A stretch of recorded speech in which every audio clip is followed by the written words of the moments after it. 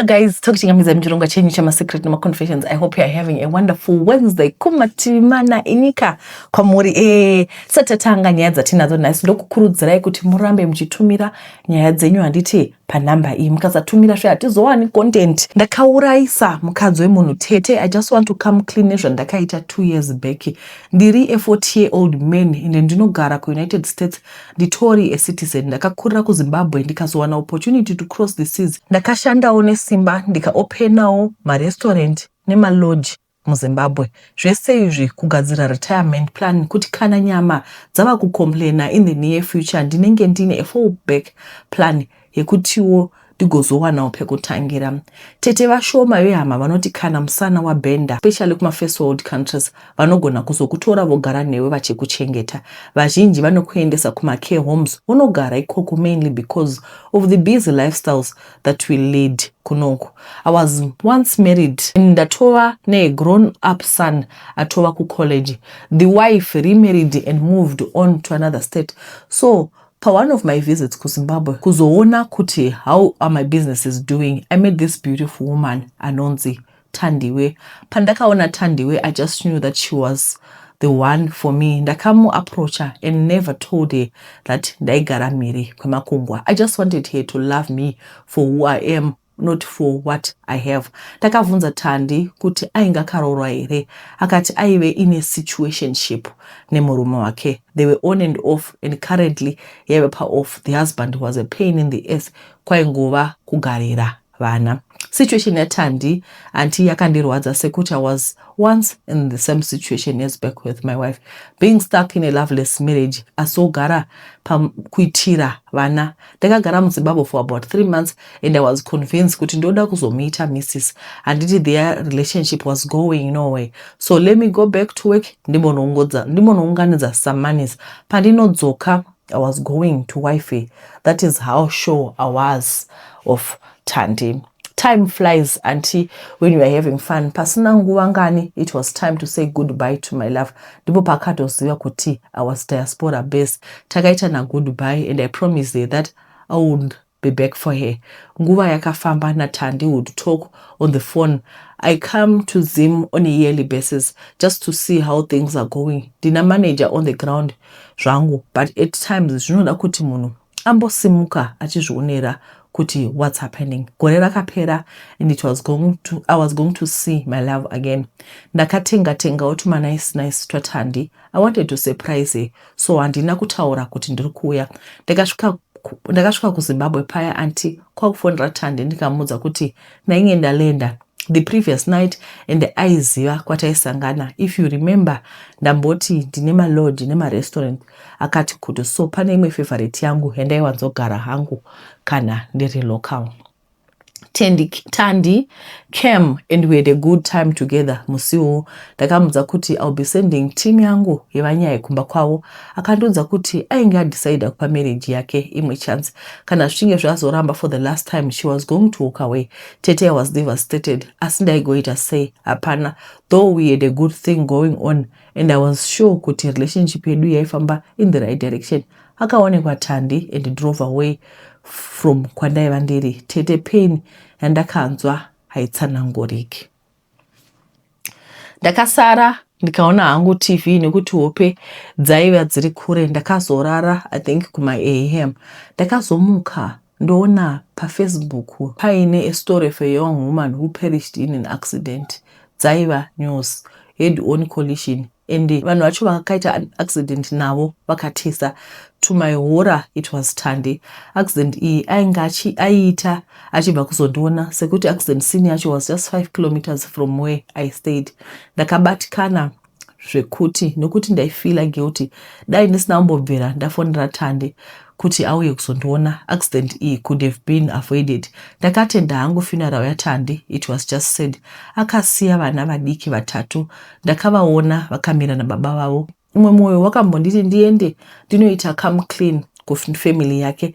Asi umwe moyo wakandirambira nokuti paizobuda rumors rekuti akafa achibva kuchikomba, which was not going to be nice. Let me respect her memory because I truly loved him. Asi guilty andinayo haiperi, ndiri kuzama kumove on, asi zviri kuramba.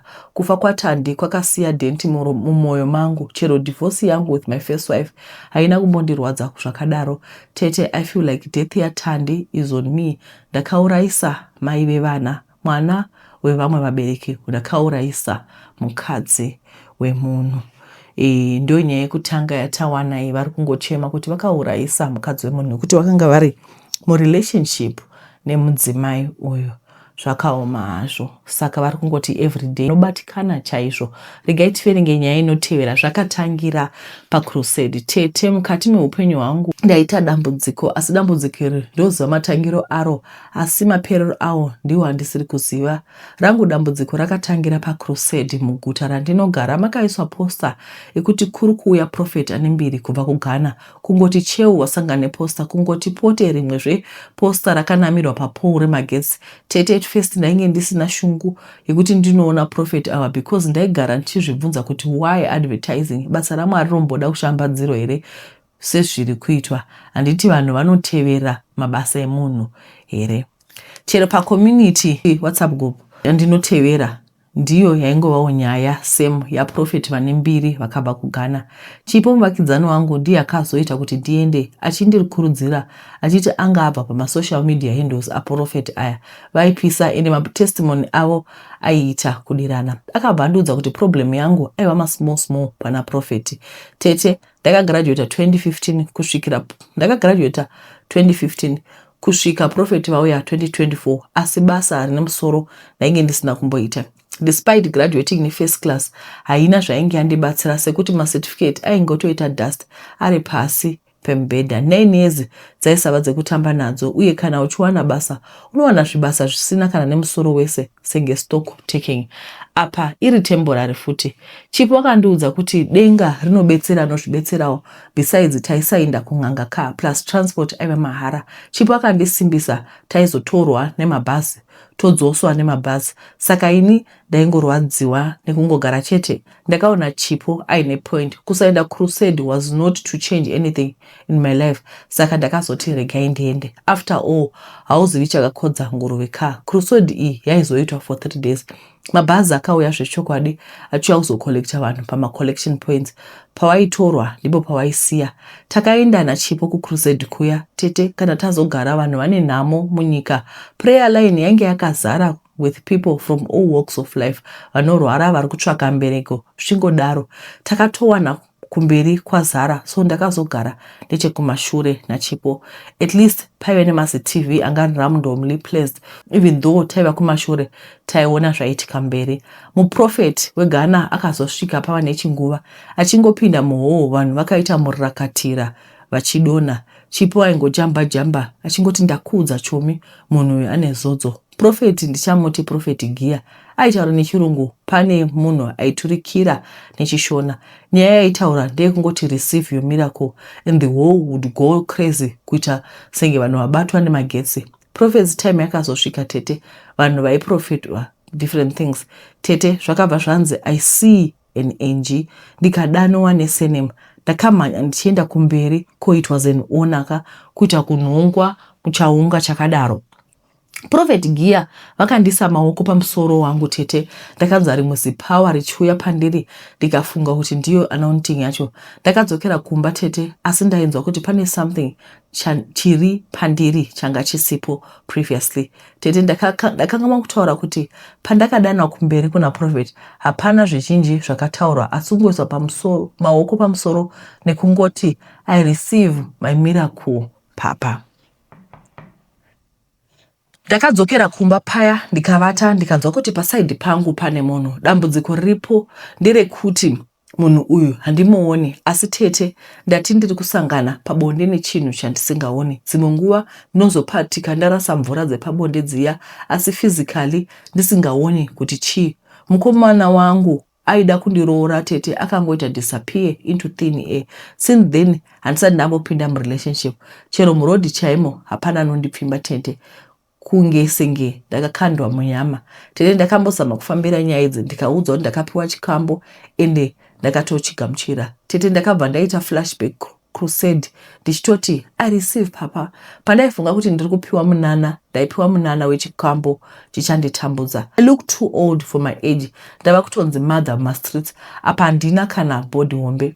Kwese kwandiri kuenda vari kuti ndiende kwandakapiwa chikwambo. Tete handina kuita chekutsvaga kwete, ndakaita chekupiwa in plain sight pamberi pevanhu. Izvezvi pastor vaya vakaenda kunyika kwavo tete, ini ndasara neproblem yekuvatiwa nechinhu chandisingaoni. Hazvishamisi Prophet Gia vari kutoita mari neni okuwedzera mamwe mapowers, ini ndichitambura nechikwambo chavo. Dai ndakaziva ndisina hangu kwemboenda iko, dai ndakagara ndakanyoma kuti madeals ake ari too good to be true, kwaya mabhazi ekuti vanhu vatakurwe for free. Obviously mission yake was not to save soul but to disrupt lives of some people. In my life yatova manyama amire nerongo. Dai ndakaziva ndakagara nenhamo yangu yekushaya basa than nhamo yandava nayo ndoti kushaya basa, ndoti kuitwa mukadzi nechinhu chandisingaoni. Tete dai ndichiona ndichibvunza motive yacho, ukasvika manheru ndava kutoonda tete nekutya kuti nhamo iya yava kutanga. Dai ndaikwanisa kumboona uprofeti ava ndaivabvunza kuti why and why me. Ndakamboenda papage pavo ndikanonyora papage pavo zvavakandiita. My comment was deleted. Tete ndatambura. Ndiwo here maprofita airehwa kuti achavako mazuva ekupedzisira? Ko ndiwo here vairehwa mushoko kuti ngwarirai mapere achauya akafuka makushe? Why?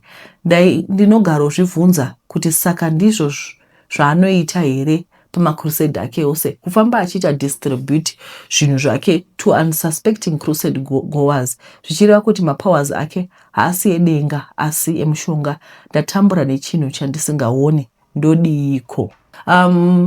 It is right. Tanzwa zvataura alright, tazvinzwira toga zvavakasangana navo. Kana tichienda kwatinenge tichienda kumakrusade nana chichi, ngatisangofarira minana nemimashura wobahwa musoro usingazivi kuti munhu iyeye ari kuisa chii. Days are evil sekutaura kwandogara ndichiita.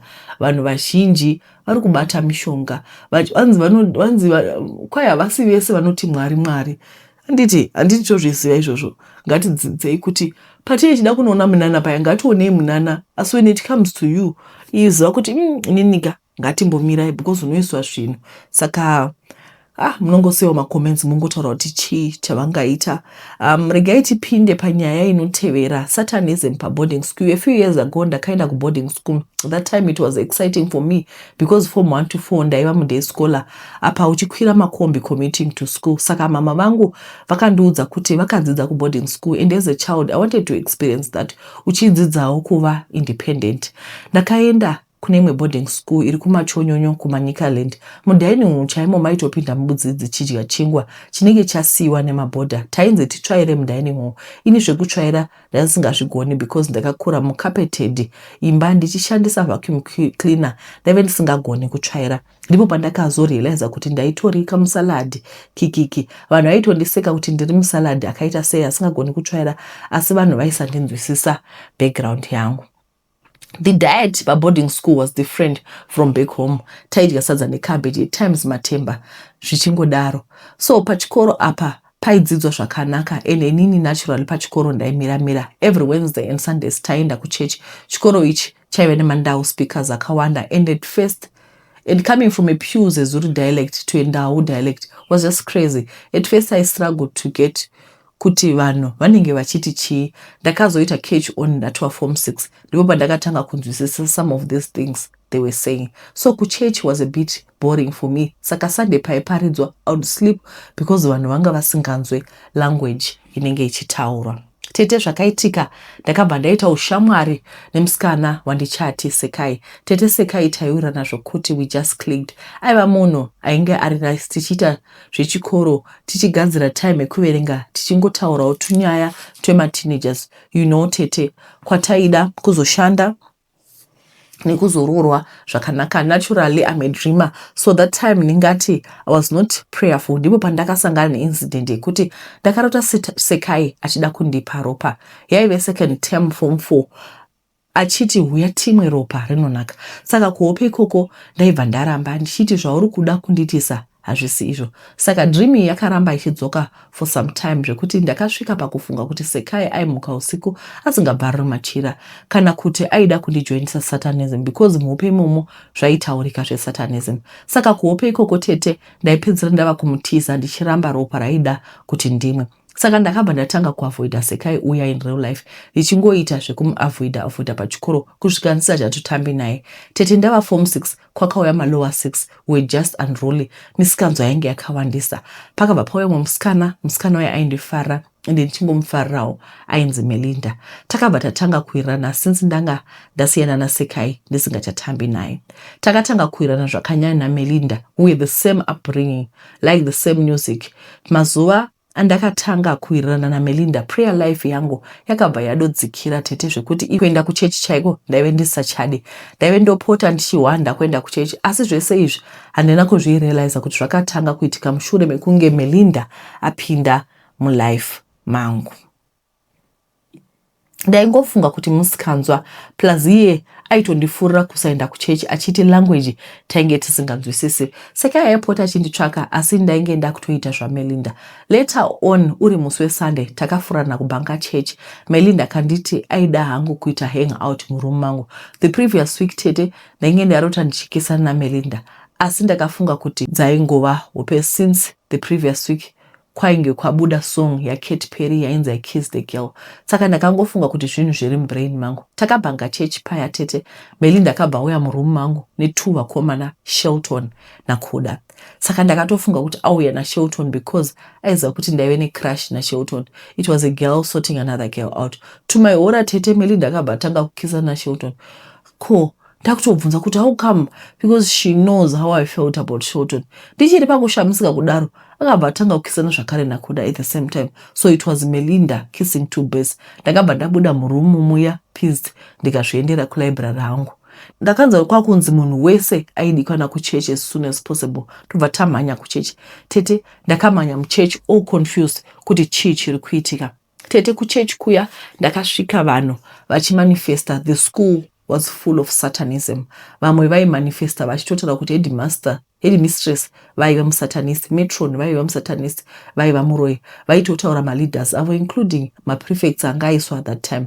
Vaitaura mazita kuti musatanism macho muna ningi naningi ende zita raMelinda raidovapo pamazita evanhu vaita zvesatanism. Melinda akazodhonzewa akaendeswa kuchechi akatanga kumanifesta kuti aizama kundipinza muSatanism. Tete I was scared ndikaziva kuti ndiyo revelation yedream yandainge ndamborota iya. Melinda akatanga kuchema achiapologiza achiti ainge ari possessed ndimuregerere. Tete mama classmates akatanga kuti ainge andiona ndichikisana naMelinda. Melinda aisa vanhu under hypnosis. Kuda naShelton vainge vaiswa under hypnosis as well. Tete ndakavhunduka from that day ndikatanga kunamata zvakanyanya. Melinda uyo tete aipota achidisappear and aionekwa sometimes in two places at the same time. Umwe musi akafenda akaendeswa kuhospital, but the same time akaendeswa kuhospital akaonekwa futi ari maclass akagara. Akanowanda akazobudikira kuhospital. Tete, it was the weirdest time of my life ever. It was so scary. For me, Satanism ndakaposa ndaijoin so ichiuya in form of a friend. Tete I encourage vanhu vana matre vana vavo vari kuzvikoro, especially boarding schools, because ma recruitment ground emasatanist, and it is very easy kuti mwana recruitwe because masatanist acho hauya akapfeka marokwe matema ovane nyanga as portrayed in movies. Vanouya vari friends, vari neighbor. As someone wamunoziva tete, those were scary times of my life. Tete pachikoro pakazoya pastor Mnyowani akabvaisa mutemo kuti it was mandatory kuti munhu wese aende kuchechi whether unoda kana kuti audi. That pastor aitaura dialect yanga iri common kuvanhu vakawanda, so panga pasina excuse yekusaenda kuchechi. Pachikoro pakatanga kunamatwa tete, and neniwo ndakaita prayer warrior thanking God kuti handina kuzopinzwa muSatanism. Tete masatanist aya aitotaura achimanifesta kuti vanobhuruka. Melinda akabva andiudza kuti anga asarambichana kundiwina, so I should keep on praying. Vanhu vari dangerous tete. We are living in end times, sure, but I thank God handina kuzopinda mazviri.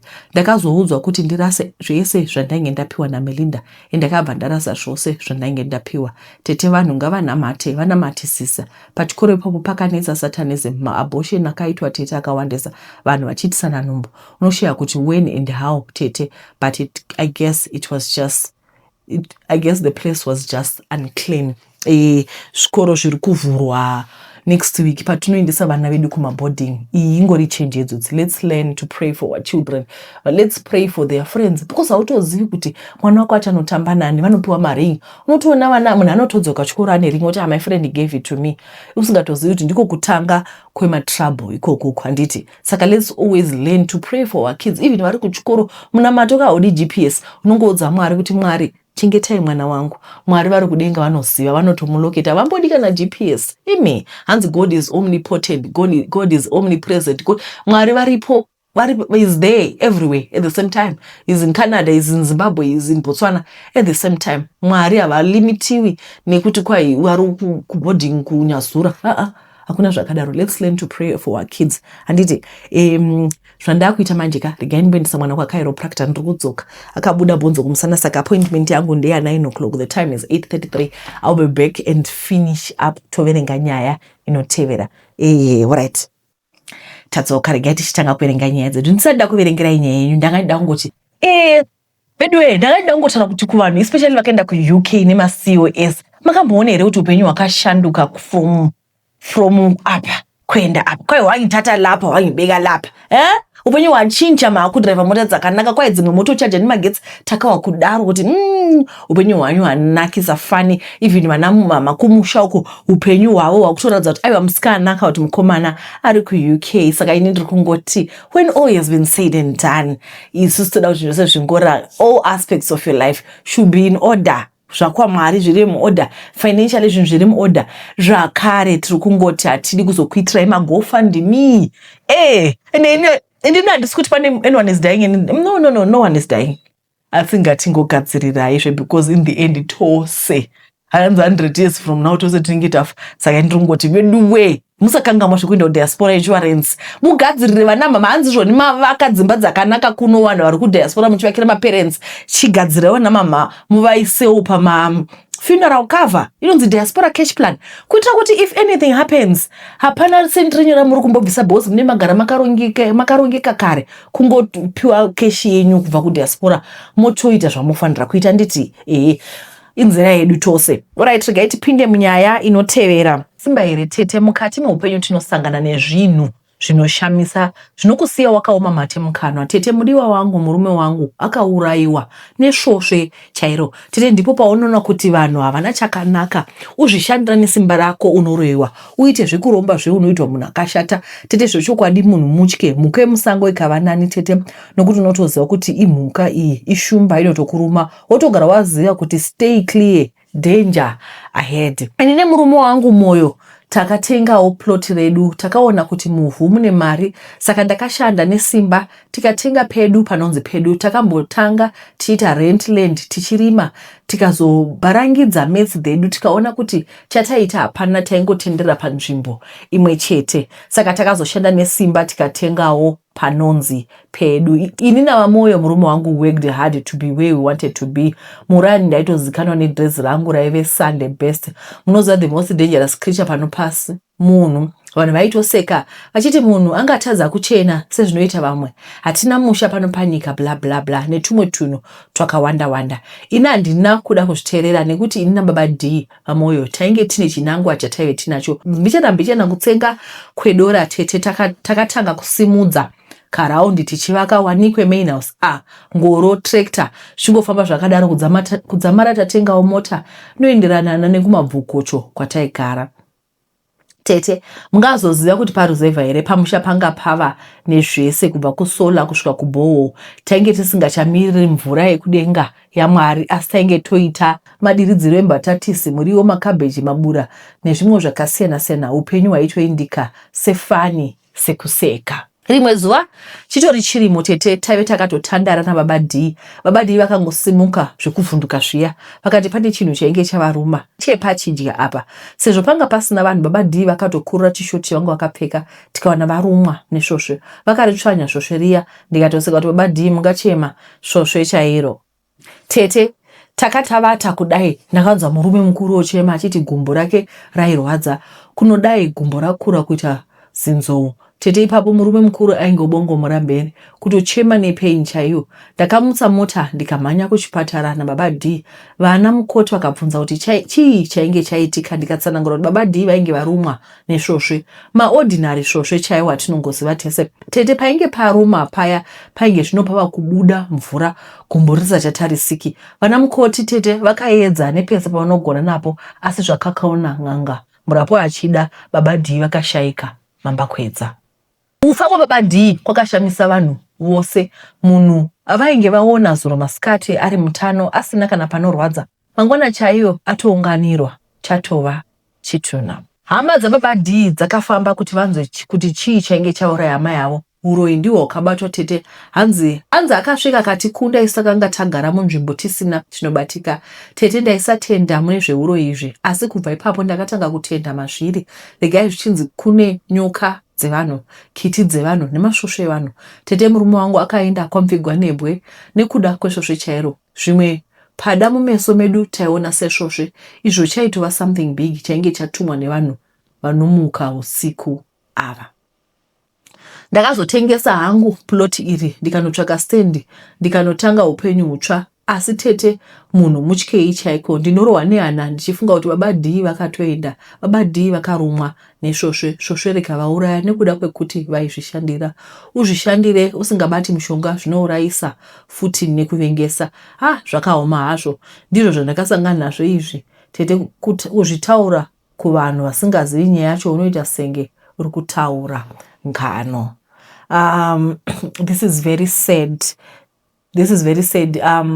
So zvakaitika ndezvekuti mama vangu vaitombogara kune imwe nzvimbo naika. Kwavaigara ikoko, we built a very beautiful house, papa neshop, papa nechi, papa neeverything.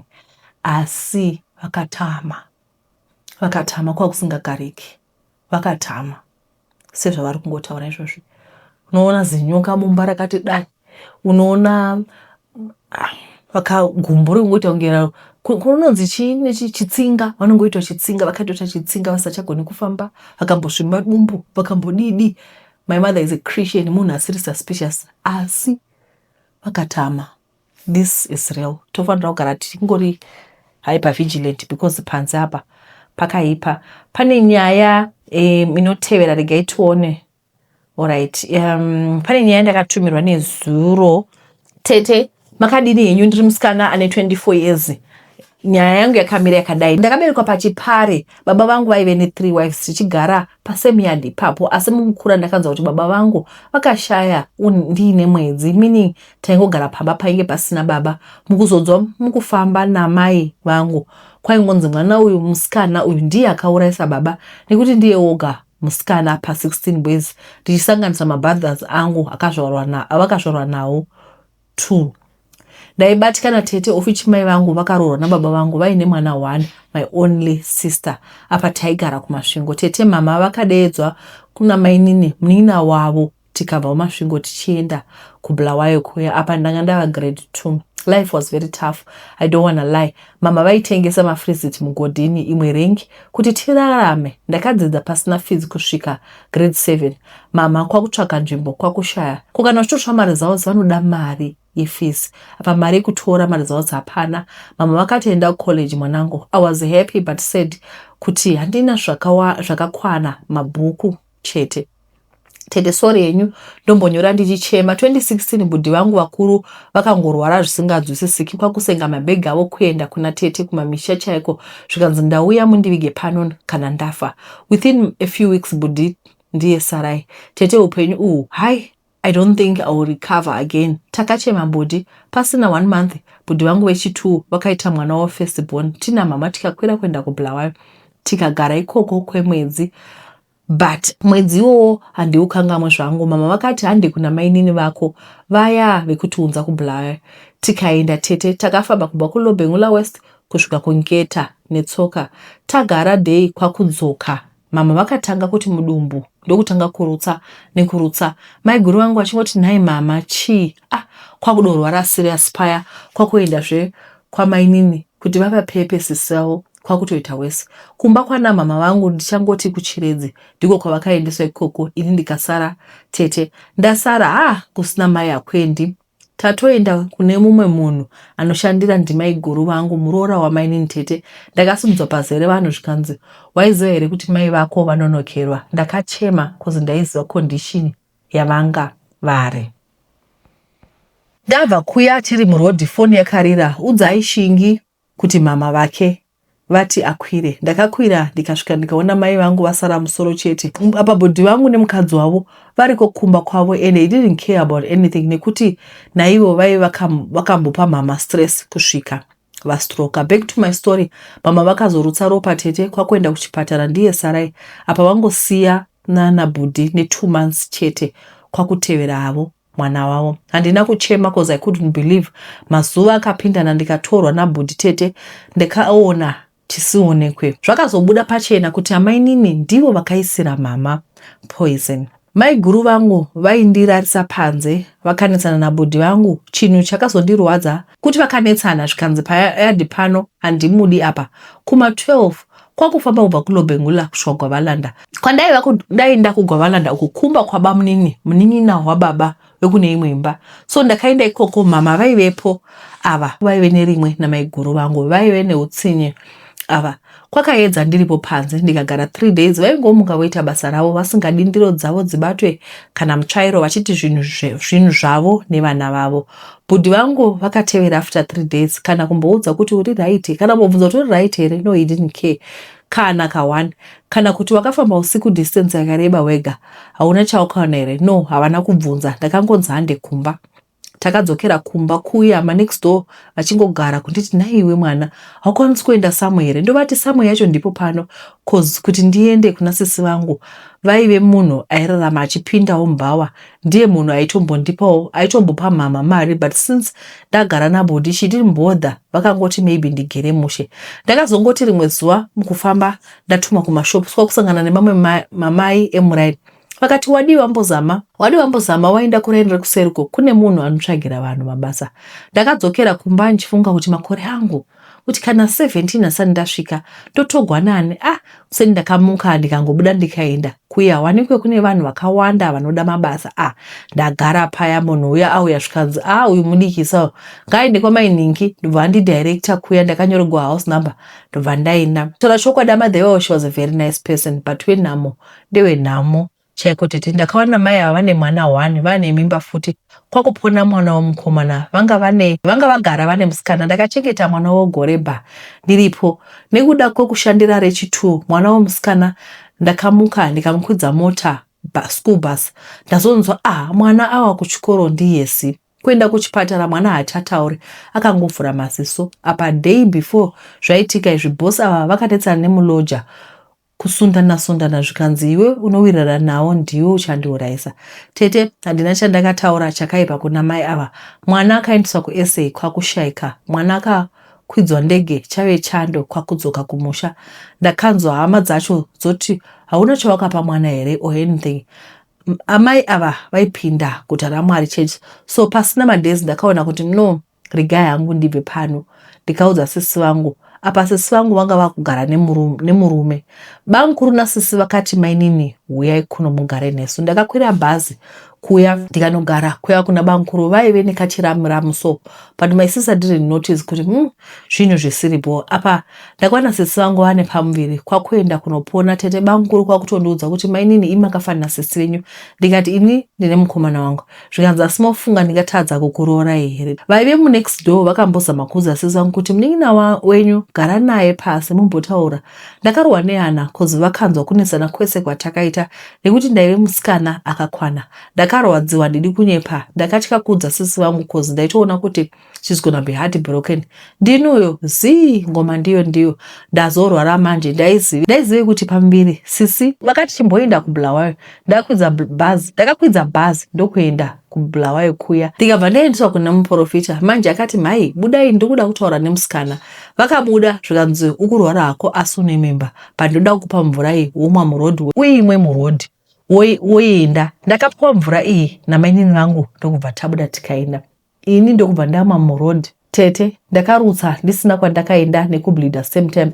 chiizve ndakazodzokera ndave nane ndikati musi uya ndakazorusana nekublinda zvikanzi mimba yako yakabva ndakapererwa ndikati dai mandiudza first zvikanzi mwana iye chaizova chirema ndapora sisi vakati dzoka ndafunga kukudzidzisa ndakadzokera tete sisi vangu munhu anofara zvemasowe too much kwakubva vaenda kune masowe ipapo ndanga ndakuenda kuchikoro ndiri form 3 sisi vakadzoka vari mumud ndikati pamwe zvanyamurana nabanguro zvikanzi musikana uya pano ndakaenda zvikati ndoda kuti undudzi chokwadi wakamborana nabanguro wako here kuzi ndafamba munhu wacho akati kana iwe ukaramba wakazviita ndidzoke ndakarohwa nehana ndikavaudza chokwadi vakati mangwana you are going back handina kuramba because I betrayed my own sister after zvese zvavaizama kundiitira. Ndisati ndamboenda banguru vakarwara vakaendeswa kuchipatara zvikanzi is HIV positive kwakunetsa nasisi kuti ko iwe une HIV iwo sisi vangu havana apa vane mwana vese ini pasina time kwakurwarawo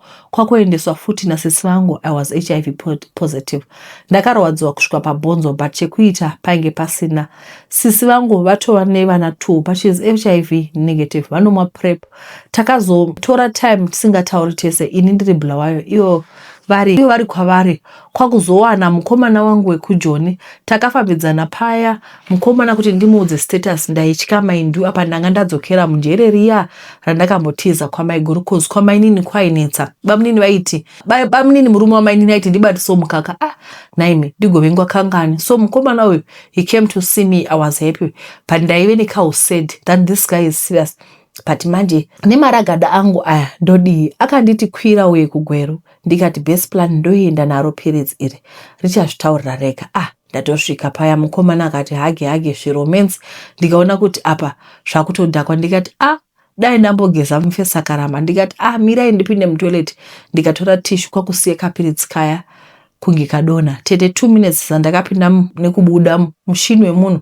wakadona chaiko akati chichi ndikati let me explain ndakamuudza but nemo kuti zvakabhepe ndakati ndakazvarwa ndakadaro mufesi akapfeka bepa akati ndakudzokera iwe ndichakutumira mari uya but ndaisazvibhilivha akaenda kwakutumira tiketi pafoni nemunhu wacho aizoenda neni ndakasvika tatogara 3 years nemunhu wangu paya sisi vangu ndakavatsvaga yevoi makoma kwakusiya phone pasi kwakuwana message sisi vangu vapindura kuti ndafara munin'ina wangu vanditsvaga ndakakuregerera ndakadzwa kuti kwawana bamunini unopota uchiuya uchizondiona zvekuti wakaita musikanzwa mukaita zvamakaita nabanguru wako hazvina kana basa chine basa ndiwe neutano wako tete ndakasvika munhu fesi yareba akati phone saka wakanyepa kuti wakazvora wakadaro I cried kuti I cried ndikati hapana chakanaka chinouyawo mulife mangu ndikangoti ndawinawo my sister's love ndichiruza murume life haibalansi sure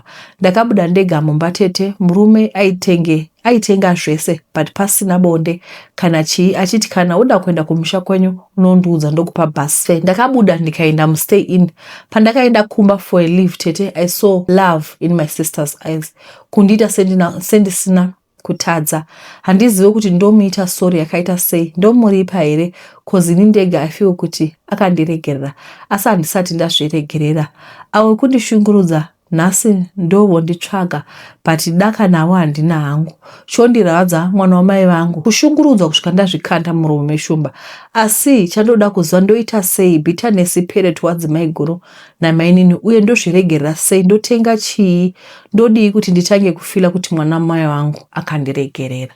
This story is a bit confusing because sematauriro avaita kokutanga vati ivo bangukuru ndivo vakavabata vakanetsana ende vanhu vemunext room vakazvinzwa bangukuru vapedzepo ndobva vamupa HIV because akanga ari mwana mudiki nditi gare ivo vari kuti kusasuka vari kuti ivo vanozviblema kuti vakaita musikanzwa nabangukuru saka I don't know kuti am I missing something kana kuti she's blaming herself for what bangukuru did.